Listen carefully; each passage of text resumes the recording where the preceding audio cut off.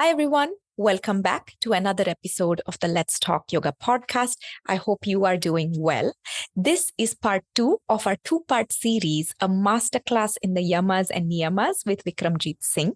So if you have not yet heard part 1, I would highly recommend that you pause this episode, go listen to last week's drop where Vikram talks about the 5 yamas, the layers in each yama, and so much more in that one. That'll add great context to this conversation and will be a complete masterclass. The only conversation you really need about the yamas and niyamas. There is so much in here. It simplifies the yamas and niyamas. It makes it relatable. What I enjoy about interacting with Vikram for these conversations is he makes everything so actionable, so simple, so actionable. And he sets the stage beautifully for yoga practitioners like you and me to step into this practice and take these concepts that are often just stuck in books and actually start living them and using them in our day-to-day life. Vikram, of course, needs no introduction on this podcast. But if you are a new listener, make sure you go listen to all the conversations we've done with Vikram in the past. Each one will add so much value to your yoga journey. Okay.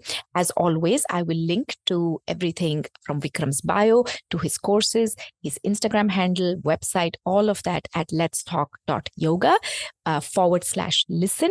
You'll find them in our show notes. I also have an online course coming up with Vikram and Prasad. That's going to be, the details for that will be out next week. So keep an eye out for that. But go and enjoy part 2 of this conversation, all things niyamas with Vikram Singh. Hi, Vikram. Welcome back to the Let's Talk Yoga podcast. I quite like actually every week sitting and recording with you now that we've done these back to back. So we did yamas last week and we did a deep dive. We had a very detailed and what I like to believe structured conversation about how someone moves through the yamas. So today we're putting the spotlight on the niyamas, right? So where do you want to start? Should we begin with what is the difference between the yamas and the niyamas? I mean, they could just put it all in one list, but why are they segregated according to you? And what is the difference in application? I would say 2 fundamental differences. Niyamas tend to be a lot more personal and internal. For example, if I just pick the first yama, ahimsa, of course, all of this is applicable to me personally as well, but it pertains a lot to the world outside. And I can't remember where, so I would not be able to credit the right source for this, but I read somewhere a long time ago which said something beautiful, that yamas are something that you do when everybody's watching. And niyama is something that you do when no one is watching. Niyama or in Hindi, for speakers who speak Hindi, you drop the at the end, it becomes a niyam, which literally means a rule. So there is a little more of a stronger messaging around the niyam. Like, this is a rule. Like, it's almost like the commentators or the author is a little more strict when it comes to a niyama. Follow this. This is really important for you. It has that tone to it. So I would say that fundamentally different in terms of more internal, more personal, more to do with self-examination, self-analysis, self-awareness, introspection, as opposed to a more widespread reach when you're interacting with society as a whole. That's very interesting. You brought up this, you said it, a rule, right? So are the yamas and niyamas absolute? If I'm just gonna put myself on top of the world. If I was Patanjali in one of my prior lives, I would say yes, but I am not. I am a modern day practitioner like you and anyone else who's listening. So I have to find my relationship and my applicability with it. And like I was, the last time we spoke, is that both for yamas and niyamas, my sincere suggestion is to find your relationship with it and then put them in two categories of absolute and relative. Depending on the stage of your life, depending on other circumstances in your life, an absolute following of them might not be possible, might not be feasible, might not be of any interest to you as well. It will all go back to the same path because, so this is part of the Ashtanga Yoga. And what is the Ashtanga Yoga for? It's for weakening the kleshas. And what's that for? So that one can find Viveka Khyati, they can find that discernment. And what's that for? All roads lead to Samadhi. It's all about the Chitta Vritti Nirodha. So at some point, if the yamas and the niyamas are helping you, leave a breadcrumb trail, which is eventually leading towards some representation of Chitta Vritti, some representation of inner clarity, some representation of ethical living in society, I think it's a good path to follow. Now, how much of it do you want it to be compulsory and how much of it should be a rule? I think that's where the personal choice comes in.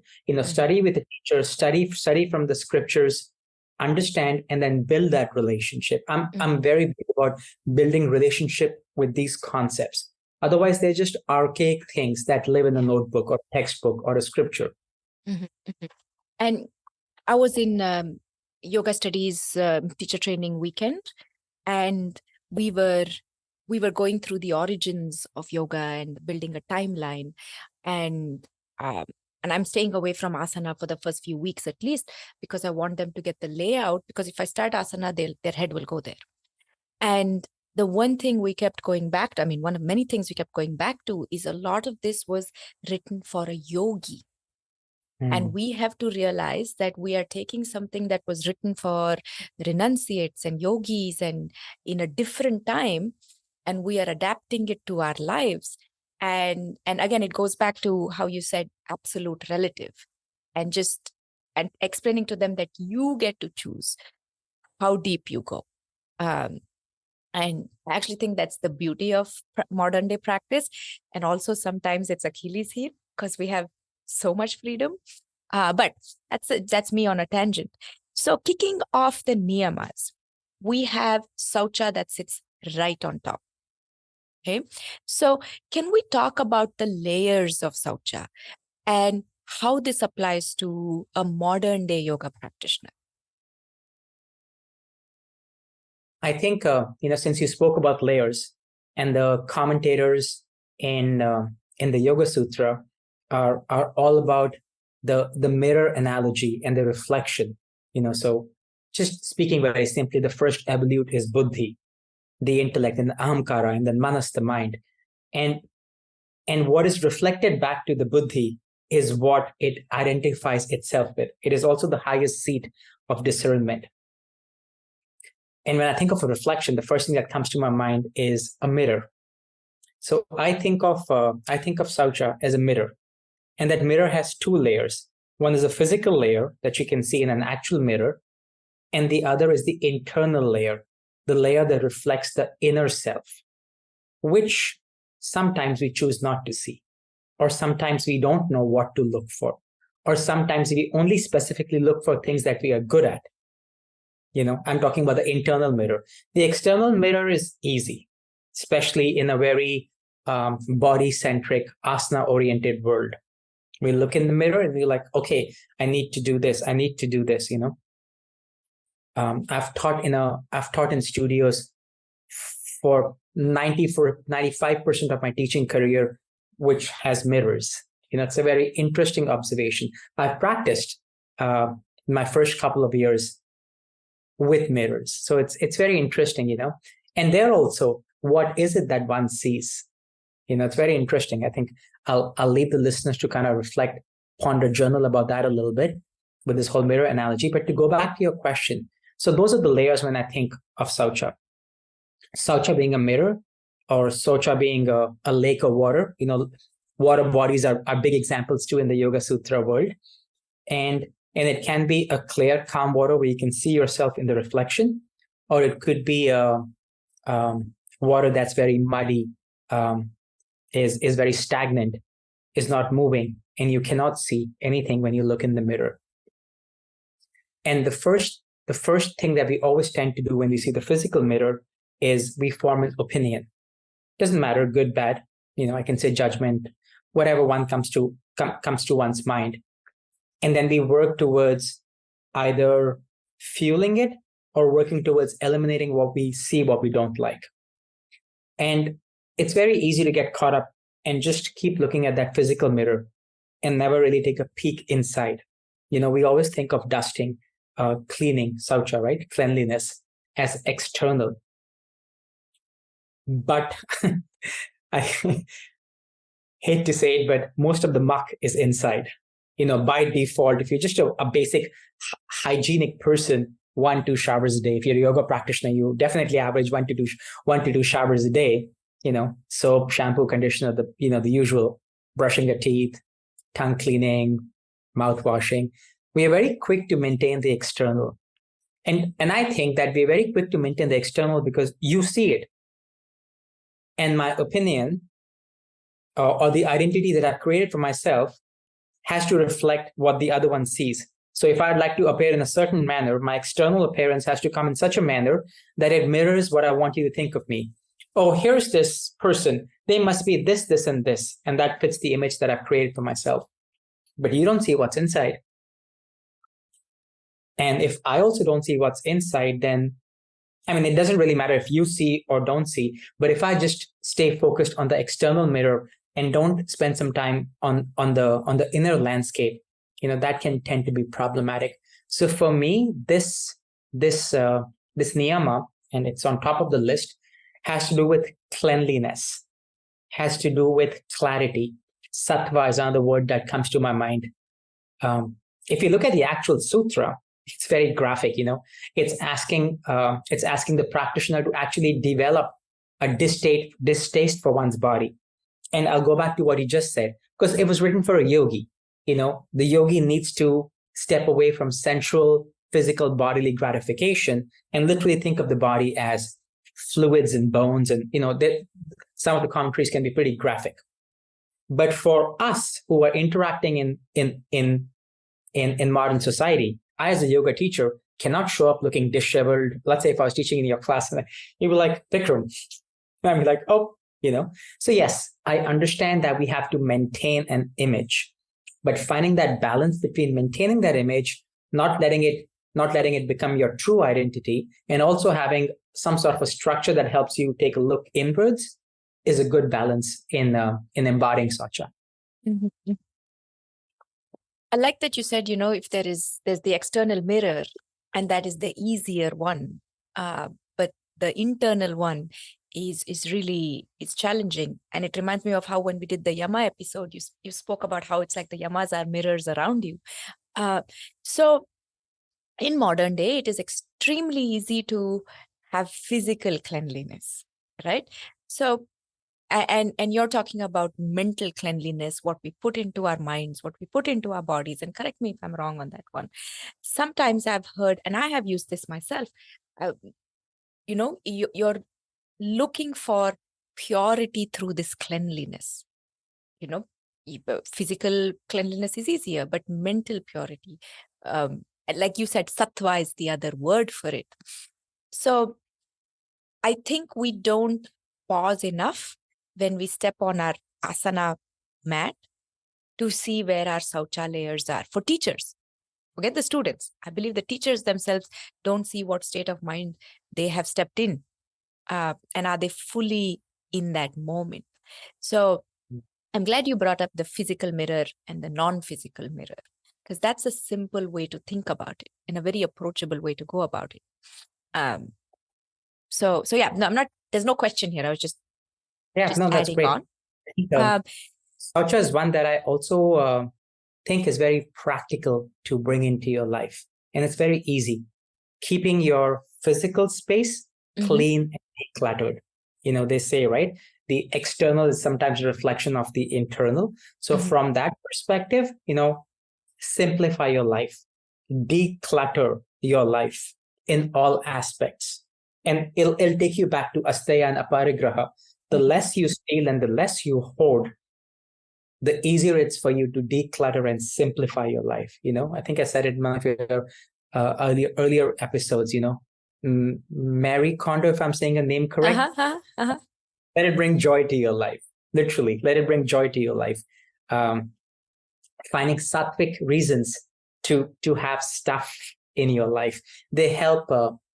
They act as a support. They act as a prop, as an alambana for your yogic path, for your yogic journey. All these accessories we have.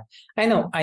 Some of them are necessary. So my simple advice on embodying saucha is that having a life that's simplistic, that is devoid of too much, that is clean, that is orderly, that is decluttered, because it's very easy to stay in that space and put all of your energy into cleaning the external, both this body and my living space, because that way I don't have to worry about the other stuff.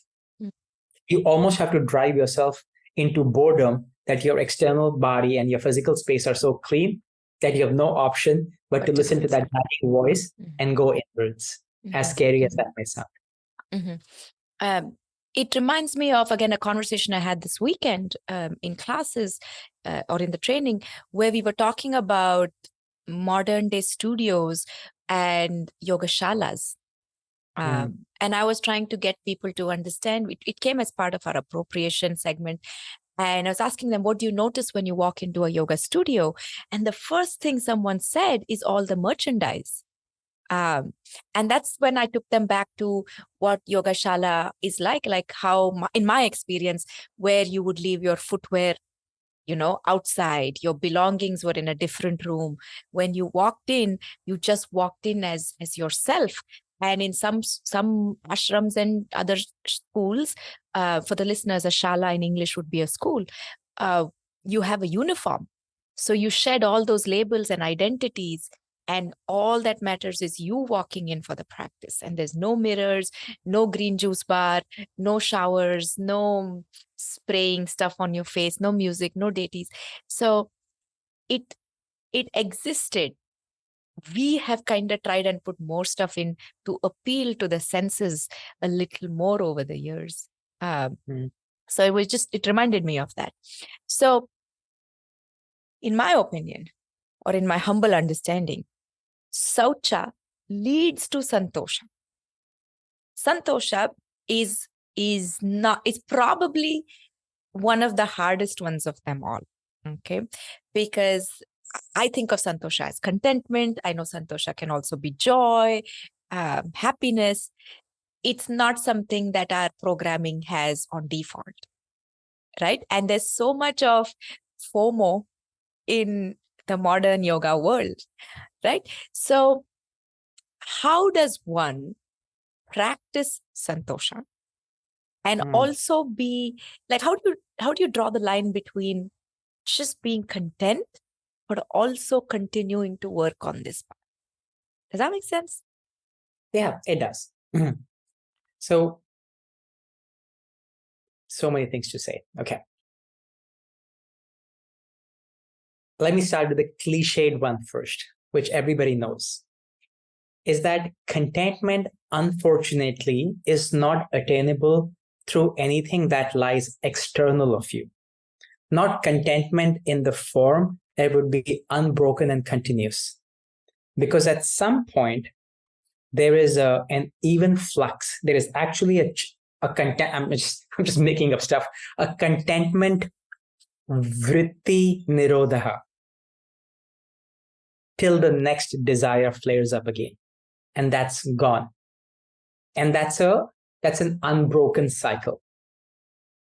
So at some point, making peace with the fact, like genuinely making peace with the fact that I am chasing my dreams, my aspirations, my goals, because they will fulfill a certain objective. I teach for a living because A, I really like doing it.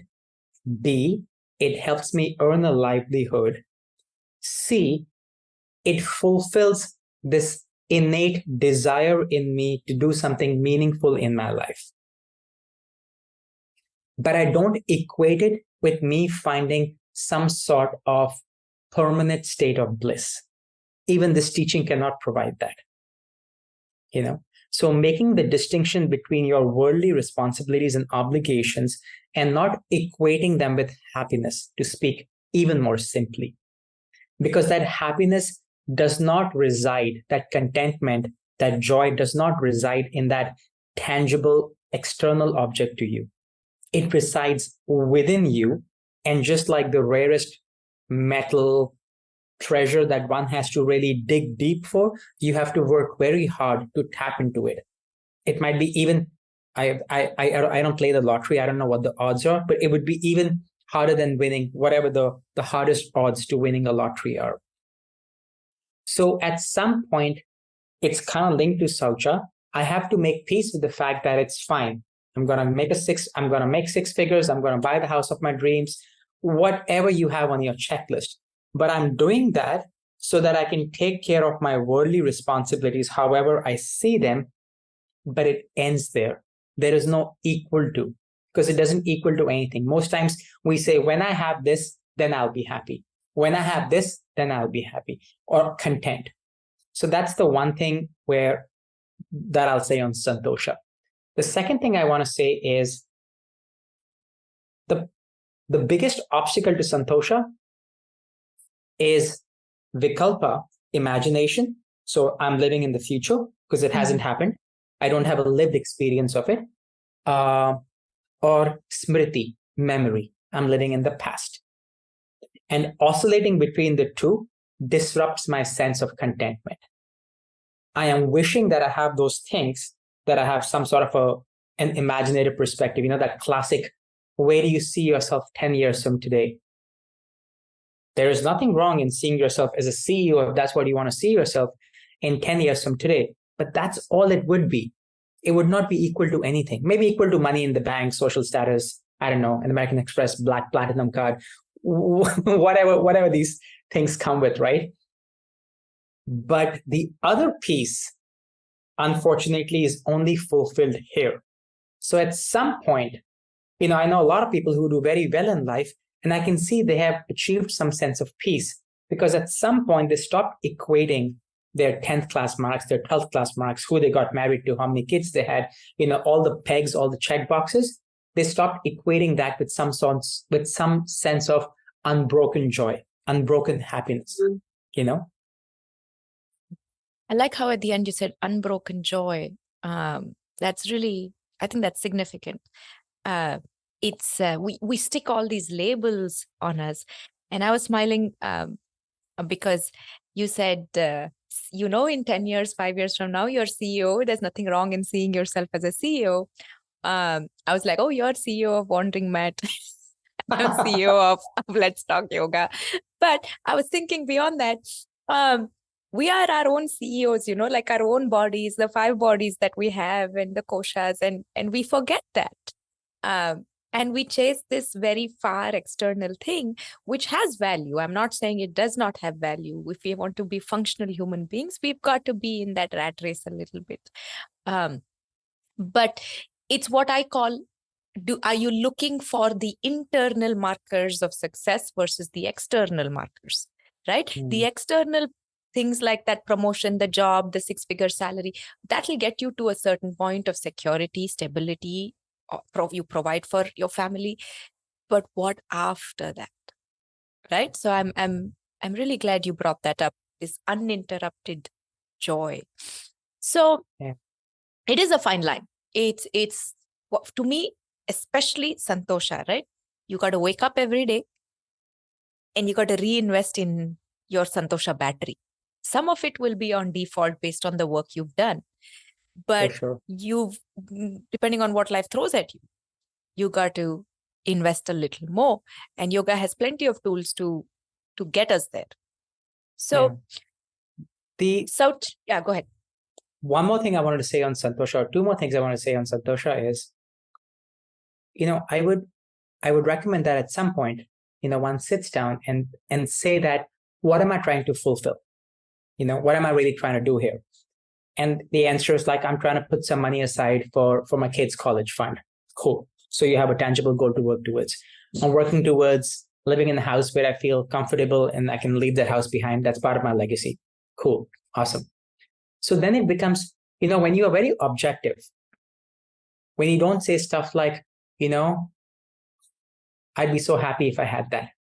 You would be. But then the next day, and I'm being very generous when I say the next day, you will not be. And something else will steal your happiness away. So it's understanding, making the distinction between what serves a purpose and what am I trying, sit and literally ask yourself. So that's one thing. And the second thing, I always ask people to go out and chase, chase all that stuff, because that's what I did too. You can't actually give up something that you don't have. So it's really important sometimes to see, to have an embodied experience. Don't take my word for it. See if it brought you that. And if it didn't, whatever one has equated something with, then that, there was some truth in what I was saying. There's never a marketplace big enough to satisfy all of your needs or desires or cravings. There will always be something else that comes up. So working backwards, saying that if I was at the top, at the apex of this so-called pyramid, what sits at top? What are my top 3 things that I want? And then very diligently, ethically, using the yama and the niyama, work towards it. We live in a world where there's lots of success stories, and not everybody is an evil rich person. And I'm sure in our lives, people who are listening, you have people who've done well for themselves and have done well for themselves in all aspects ethically. Not everything has to come at the cost of someone suffering, injustice, or violence for that matter. So they are all interwoven. I kind of want to remind the listeners to not take the eye away from from yamas. Just because we're talking about niyamas, it's not, that episode's over. Yeah, that episode is over, but you can't really separate any of this. They really are interwoven into each other very intelligently. Yeah.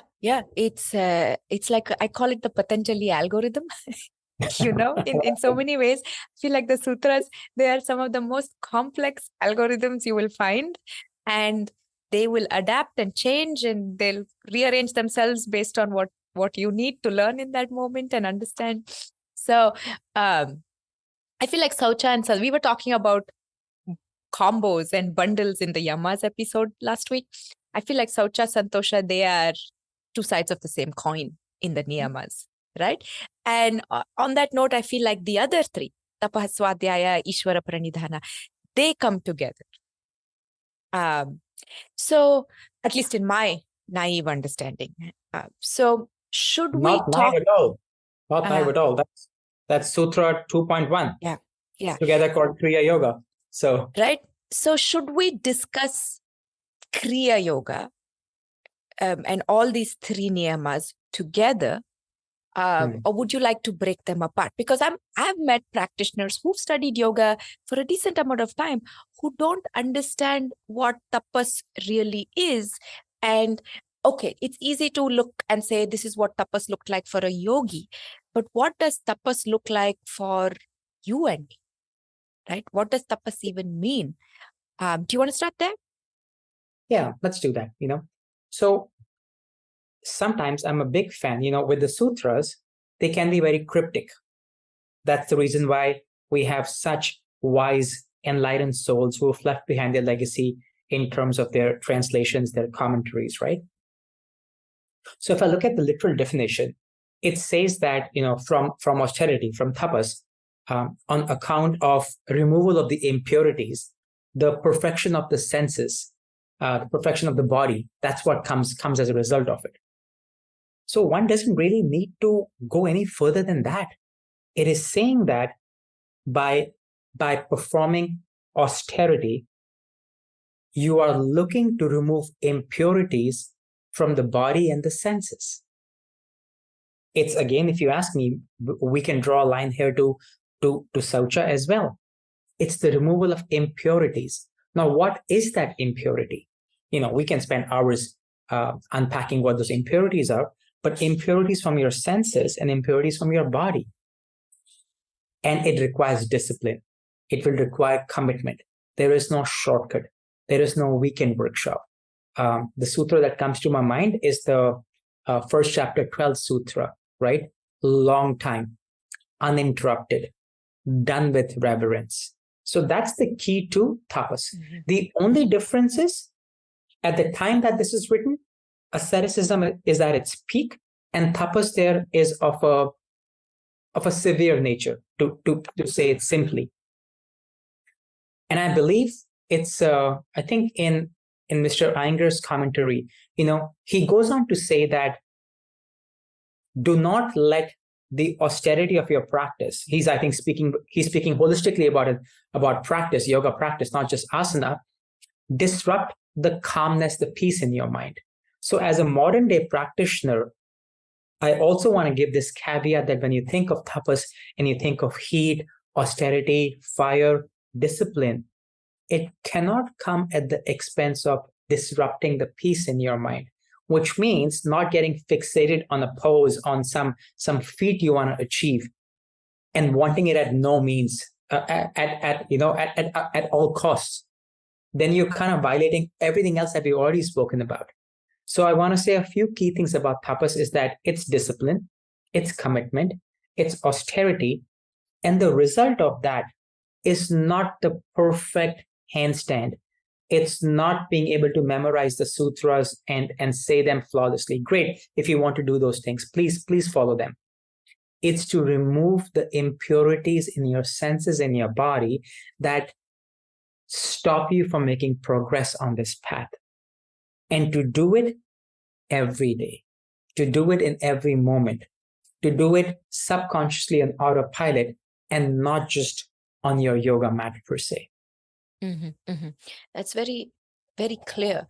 I have this thing that I keep telling I have a lot of asana practitioners at Aham Yoga who want to come and stretch their bodies and things like that.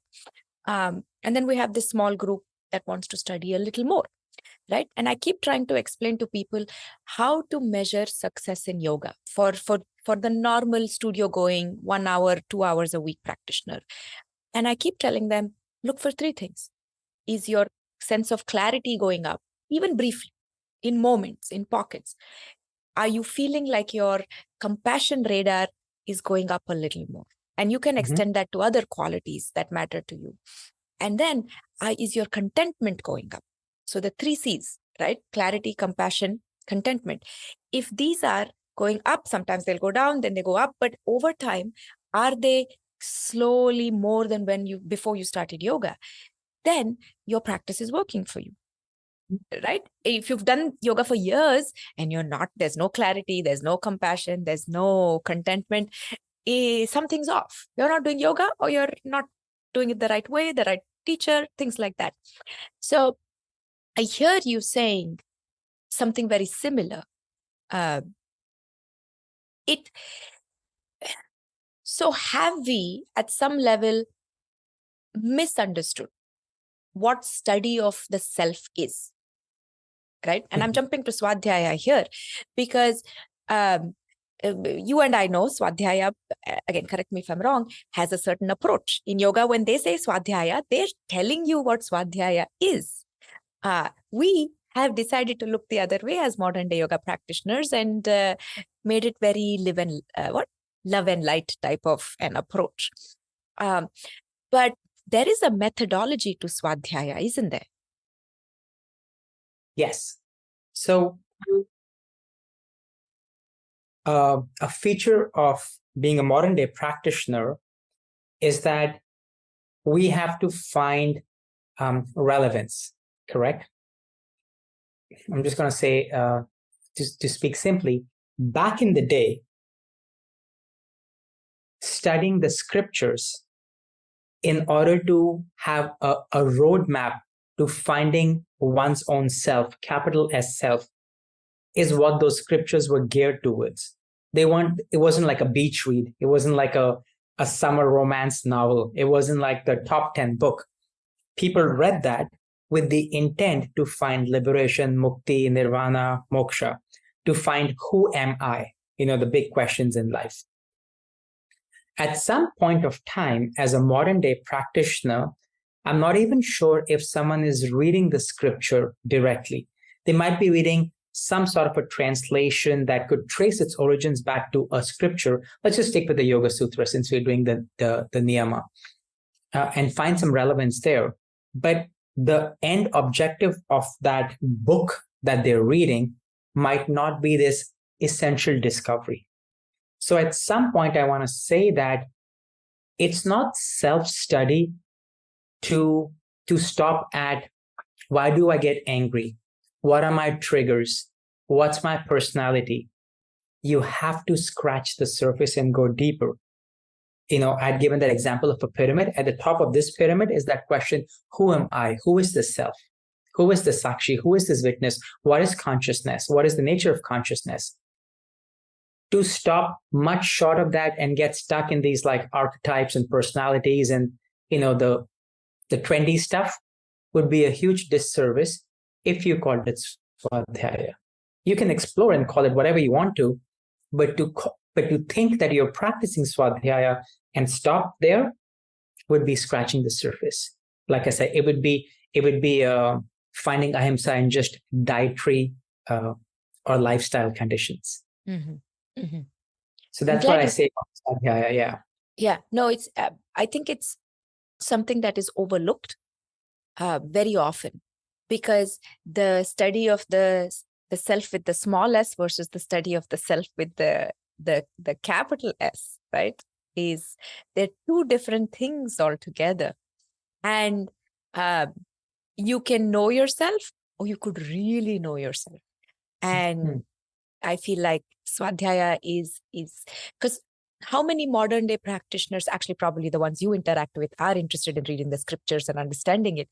But I bet you have been with plenty of practitioners who don't want to, right? Who don't want to put in the time and effort, and for whatever reason. It's not a judgment, more an observation, right? That Swadhyaya has a certain way if you're looking at how it was set up by Maharishi Patanjali. So where, if I understand Tapas and Swadhyaya together, it's saying Ishwara Pranidhana, right? Don't be attached to the fruits of action. And I'm borrowing a little bit from the Bhagavad Gita as I say that. So I have two naive questions. Firstly, what's the point, right? What's the point of all of this? And if you're just going to be surrendering and giving it up. And how does one condition their mind to practice more of this?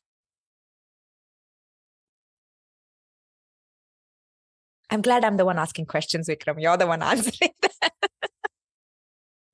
Firstly, there's no English word. I think divine, Lord makes the most sense for Ishwara. There is no English word to it. And very rarely, mostly it's a slip of tongue if I end up saying God, that too because of my education, upbringing, you just think of God in a certain light. So I say God.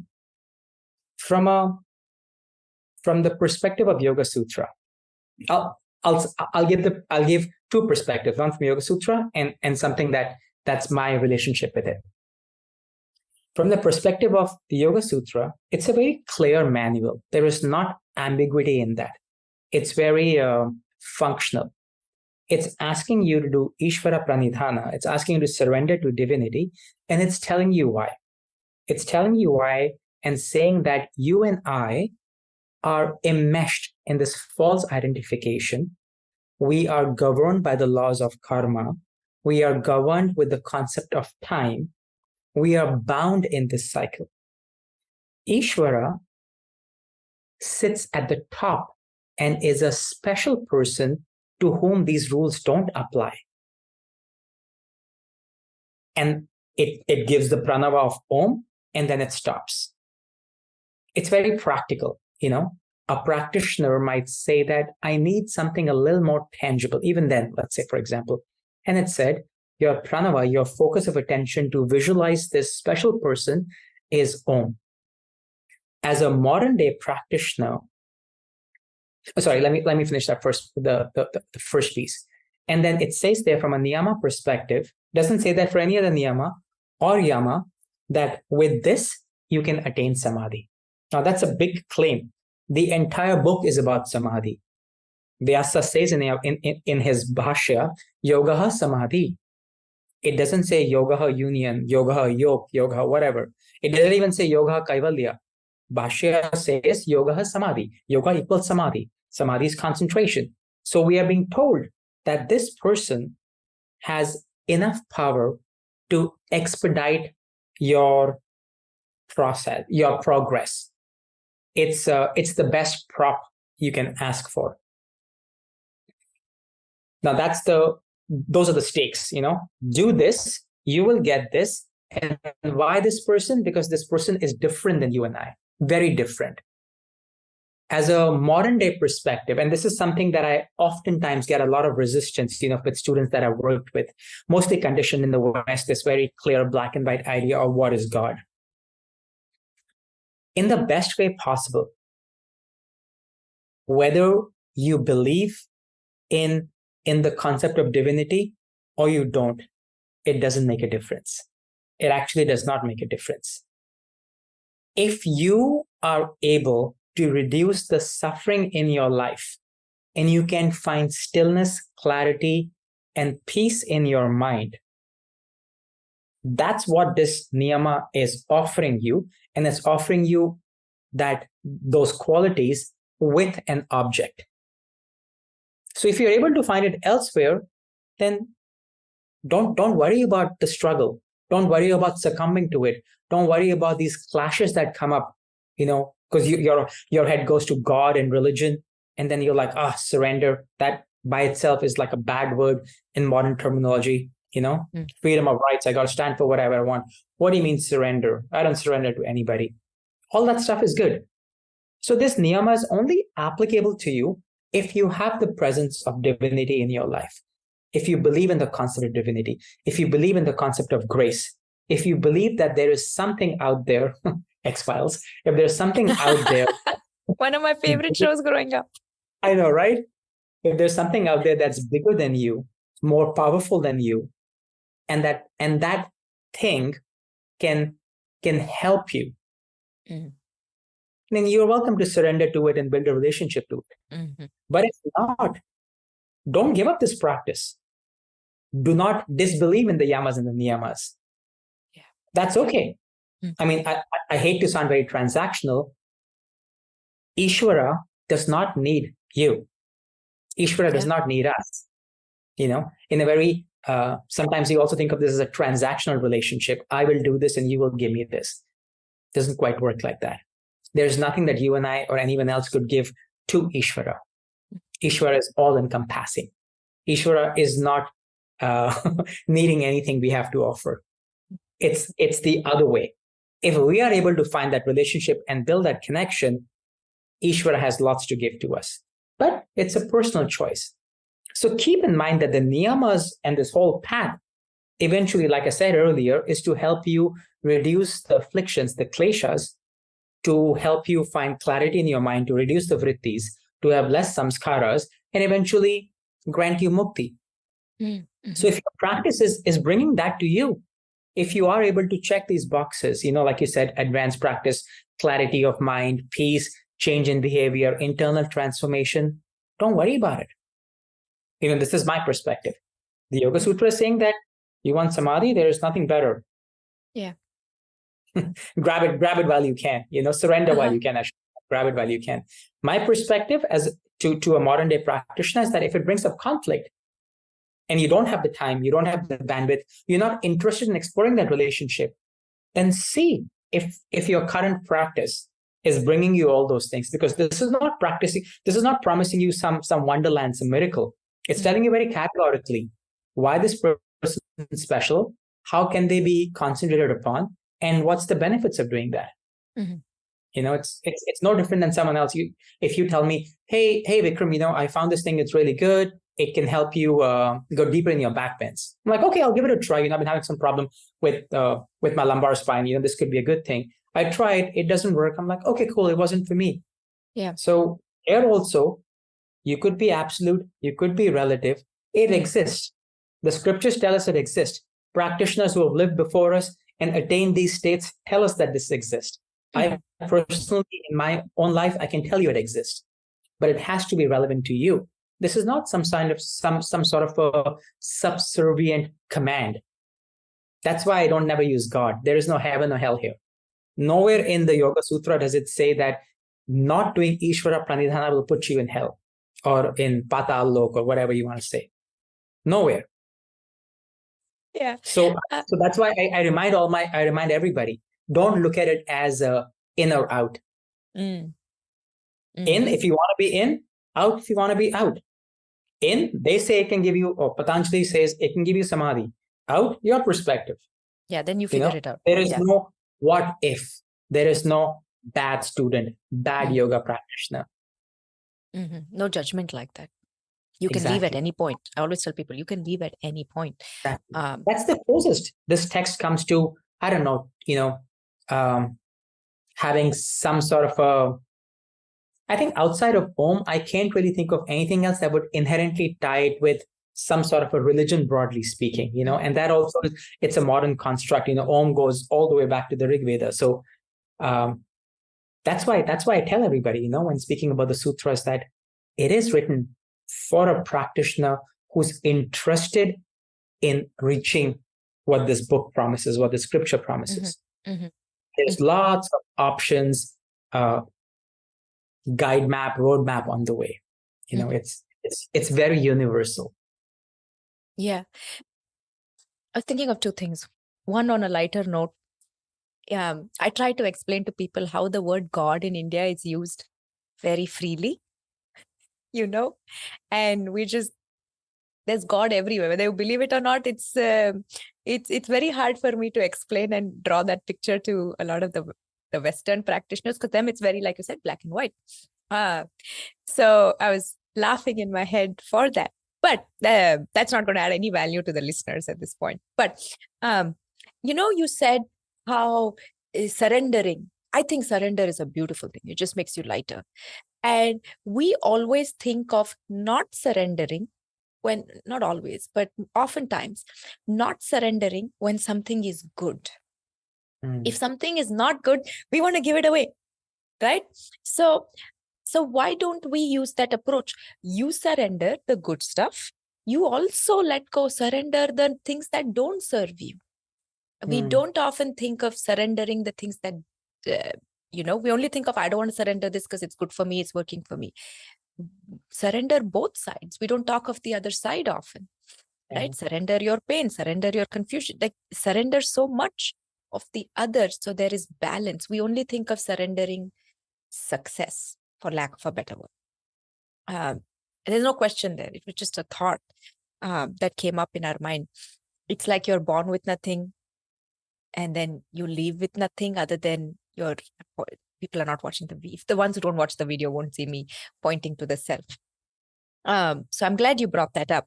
And I feel Ishwara Pranidhana is one of the harder ones to practice. That's why like you said, you're in, this is the way. You're out, go DIY, figure it out yourself. So yeah. So how do you have any practical, because I think you give really good actionable advice and steps and structure for students. So do you have any advice or practice recommendations for someone who wants to incorporate more niyamas in their life? Because it's so nice to hear this, right? Then life takes over. In the next half an hour, they stop listening to this podcast. And life takes over and you drown in everything else. So how could we make it stick? I think niyamas, and I could be wrong here, niyamas are, relatively speaking, easier to manage and practice than yamas. And I say that because your circle of influence is smaller and pointing towards you. There's one too many variables. Let's say, for example, with ahimsa, it's a big concept. Just ahimsa on my own without interacting with society is hard enough, right? But with niyamas, it's a little bit easier. You have a lot more control. You have a lot more say in it. So I would for me personally, setting aside time and creating a structure for you, whatever works for one, whether it's a weekly thing, a monthly thing, some getting a group of friends together, finding like-minded people and doing this in community. Long time back, I had made a kind of like a 5-day Instagram challenge that wasn't I asana remember related. that. Yeah. So something like that on your own, within a community, at a studio, whatever the case may be. And you say, okay, my focus for this coming week is Saucha, which means that I will be very diligent in my approach towards internal and external cleanliness. And that becomes your point of focus for that week. And at the end of the week, I always go back to that. I think it's Sutra 119, is that you need to have the insight, the prajna. Because if you do these things and don't create space to acknowledge the change that it has brought about, then it's lost. It has to be embedded. It has to be imprinted, consciously imprinted, because that will increase the desire to repeat it, just like anything else in our life. All the fun stuff we do, a tiny imprint in a way to do it, till the cows come back home. So similarly, when you do these activities, they need to end with the cycle being complete. There needs to be some moment to acknowledge the change, small, large, that it is bringing about. And then it starts becoming second nature. I am so new at this myself that there's very little tangible change that I've seen, but it's given me the proof that I needed. It's no different than your asana practice, right? One day in Janushirshasana, you see that your chin is on your shin. You're like, oh, wow, okay, cool, it's possible. My body had the capacity to bend and fold in this manner. Similarly, it's important that you build that relationship. So pick a niyama, saucha. Next week, pick a different one. Write your objective to it. Santosha is a hard one to manage because there's not really anything much you can do tangibly in the moment. So maybe you can just say that I will create for myself a 5-minute gratitude practice, where I will be grateful for what I have. And my intent is to fully acknowledge. Sometimes we don't realize how much we already have in all aspects till you say it aloud. Only when we fall sick, then you're like, oh, I can't do this anymore. Or, God forbid we hurt ourselves. You're a good example of that, right? You realize it like, oh my God, I kind of took that for granted. For tapas, be disciplined, whatever it is. I'm going to stick to a yoga conversation, but one can go outside of that.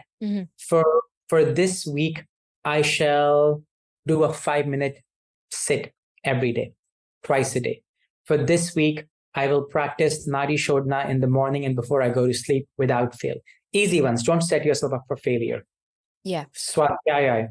I will pick up a copy of the Bhagavad Gita, Yoga Sutra, Upanishads, Hatha Yoga Pradipika, the Bible, whatever you want, and read a verse. Ishwara Pranidhana. I will maybe ask myself that question, that do I have a relationship with divinity? And what does that look like? And if the answer is yes, then I wonder, is it a very transactional relationship where I'm always offering stuff to get stuff back in return? Or am I just offering stuff and saying that, this feels good to give this up to you? And if I don't have a relationship, do I want one? If I don't have a relationship, is there any preconditioned behavior that's influencing it? And if that's completely off your list, like I said, that's fine too. There is no what if. There is no what if. If that doesn't resonate with you, if there is no space for that, if there is so much resistance that even listening to me say that, you're like, I'm checked out. That's okay. Be gentle, practice ahimsa, and know that that's where you are. Maybe you can approach it a little later. Maybe you won't. Yeah. Now that's wonderful. That's such a, again, you're making it relative to the person itself.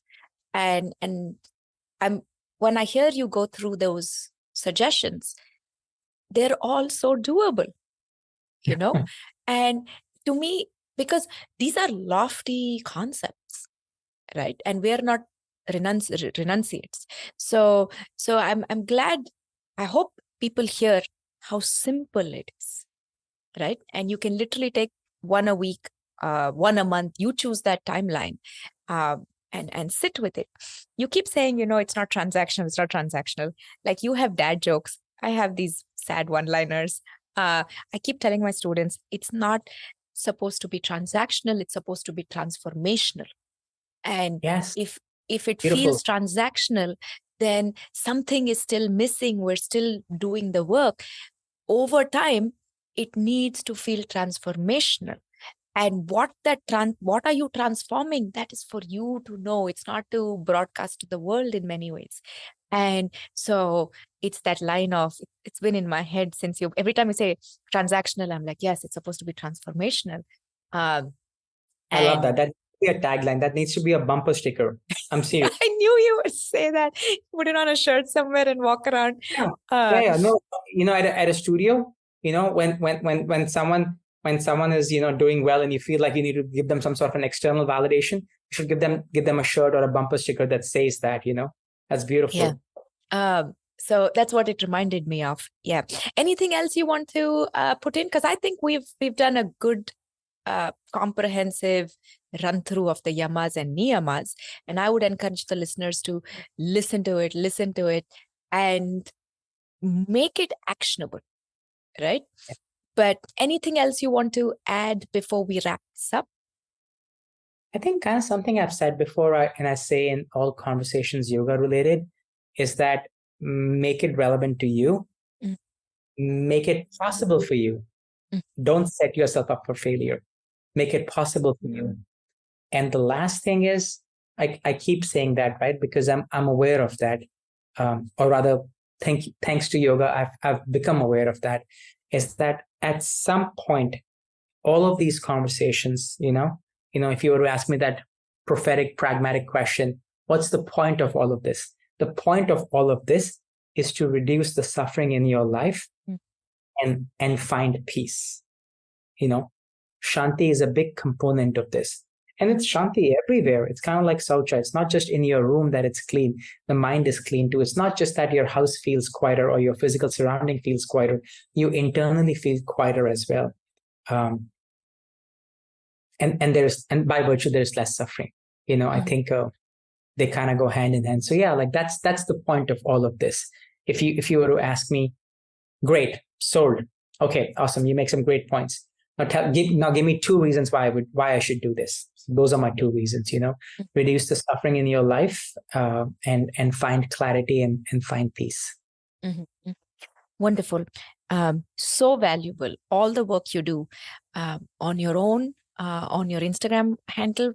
I actually know some listeners who created an Instagram account so they could go to your Wisdom Wednesdays. And all that you share here, you give so selflessly. And that is a true gift to people like me and all the listeners who get to learn from it. So thank you. I know you will be back a dozen more times in the near future and beyond. But thank you. And I will link to everything where people can find you, your next courses, all of that on our show notes. Thank you, Vikram. Thanks, Arun. Thank you. As always, thank you for listening to this podcast. If you enjoyed the show and you find value, please remember to leave us a rating on Spotify, a review on Apple, and share this with at least one other person who you think could benefit from it. I will see you next week. Take care. Bye-bye.